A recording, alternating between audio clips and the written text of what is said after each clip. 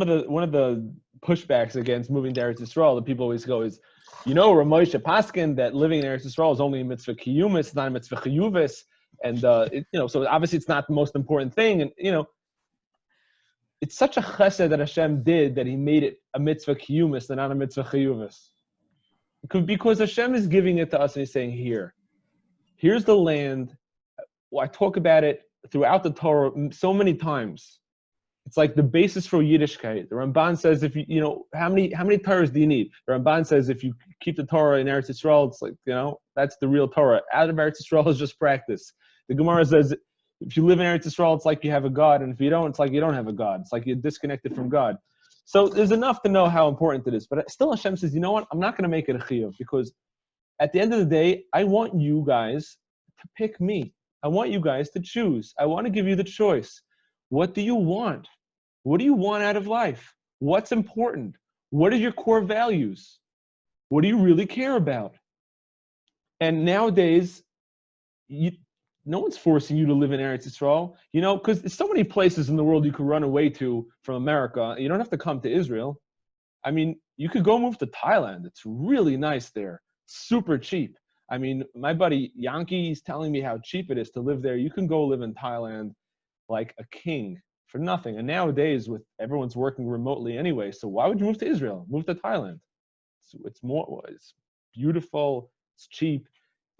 Yeah, anyway, your kids are distance schooling. It's working out pretty decently. So you could hook up to maybe to the Chabad network of homeschoolers for Shlichim. Maybe that would work out. Why Israel?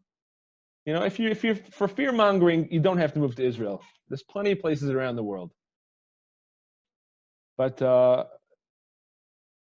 if you ask yourself, and like, what do I want? What do I want? Why even religious? Why even Jewish? Right. Like, why do you want to be Jewish? Why do you want to keep the Torah? It's all about what you want. The Rebbeinu Shalom tells us, like the rock song goes, I want you to want me. I need you to need me. I'd love you to love me. I'm begging you to beg me. That's all Hashem, So is it a mitzvah chiyuvis? No, because Hashem says, I'm not forcing you to do this. And in fact, if you stay in Chutz La'aretz, you don't really have to keep any of the Torah. It's all just practice. But you want to come? Like you can come and accept the Torah now for real in your life. Do you want to accept the Torah? Do you want to have a real chiyuv to keep the Torah? Come to Eretz Yisrael. It's all your choice. The entire Torah is your choice. Because you could stay in Chutz La'aretz, and if you don't keep the Torah, it's not such a big deal. Because you're not really mechuyev anyway. It's just practice. It's a derabanan. It's whatever. Do you want the Torah? You want to receive the Torah? So move to Eretz Yisrael where it's real. You don't? But it's all about your choice. What do you want out of this? What do I want?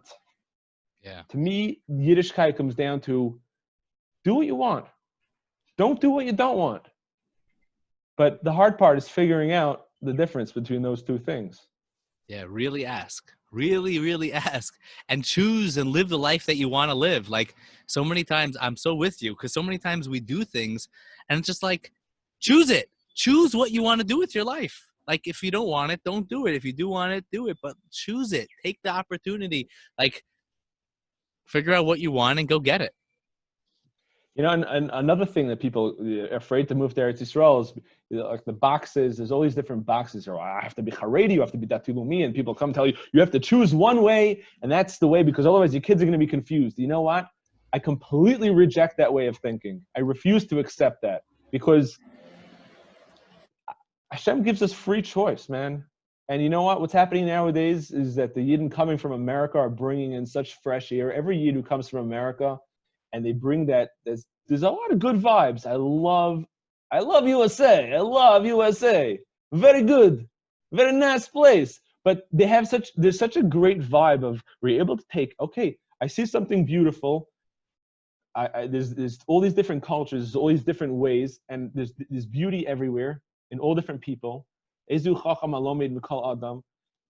I'm able to take from from all these different cultures and see what works for me. What do I appreciate? And the same thing nowadays in Eretz Yisrael with Kibbutz Galios, is Jews coming from all over the place. And if we learn to accept what's beautiful about all these different strains of Judaism and accept a little bit, okay, so I'm not entirely Dati Lumi and I'm not entirely Haredi, so I find my place in the middle. And if people don't like it, you know what? There's a whole bunch of people in our community who reject the boxes and say, I'm going to choose the way I want to serve Hashem. There's so much choice available. Don't get caught by the people who say, you have to be this, you have to be that. Hashem wants to give us free choice. Hashem wants us to be able to serve him in our own unique way. And that's what's happening nowadays. And the more Jews that come from America and say, we're open and we're going to be the uniters. We're going to be a melting pot Jew. We're going to be an America Jew, which is a beautiful thing. We're going to be a melting pot Jew. We're going to be the kind of Jew that accepts all different kinds and is open and tolerant and is able to daven one day in a Sephardi shul and one day in an Ashkenazi shul and one day in a Hasidic shul. That's okay. You could do that. You know what? We do that here. Thank God. It's all right. It's not so bad. Rant over.